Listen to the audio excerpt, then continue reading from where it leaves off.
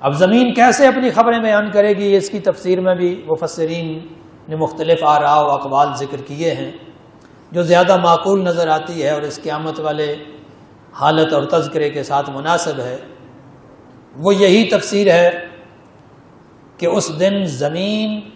انسانوں کے کارنامے بیان کرے گی۔ اس زمین کے اوپر رہ کر ہم انسانوں نے جو کارہائے نمایاں انجام دیے ہیں، اچھے اعمال انجام دیے ہیں یا برے اعمال انجام دیے ہیں، ان سب کا ریکارڈ زمین کے پاس ہوگا، اور وہ زمین اس سب کو بیان کرے گی حکم پروردگار سے، بِأَنَّ رَبَّكَ أَوْحَىٰ لَهَا، کیونکہ پروردگار نے اسے حکم دیا ہے۔ وحی کا لفظ وحی اشارہ خفی کو کہتے ہیں، تیز اشارہ۔ یہ وحی جو ہے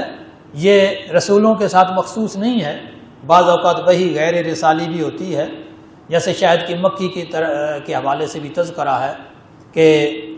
وَأَوْحَىٰ رَبُّكَ إِلَى النَّحْلِ أَنِ اتَّخِذِ الْبُيُوتَ مِنَ الْجِبَالِ، کہ تیرے پروردگار نے وحی کی شہد کی مکھی کی طرف۔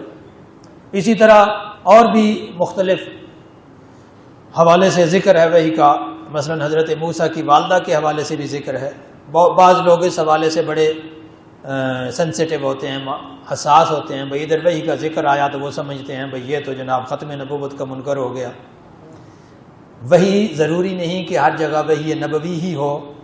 وحی ضروری نہیں کہ ہر جگہ وحی رسالی ہی ہو، وحی غیر رسالی بھی ہو سکتی ہے۔ اور وحی کا معنی تیز اشارہ علیکم السلام، یعنی اس کو اشارہ تکوینی بھی کہہ سکتے ہیں کہ پروردگار اپنے حکم سے اشارہ تکوینی کرے گا اس زمین کو، تو زمین اپنی خبریں بیان کرے گی۔ اگر کسی زمانے میں لوگوں کے لیے اس بات کو سمجھنا مشکل تھا تو آج میں سمجھتا ہوں کہ یہ مشکل نہیں ہے۔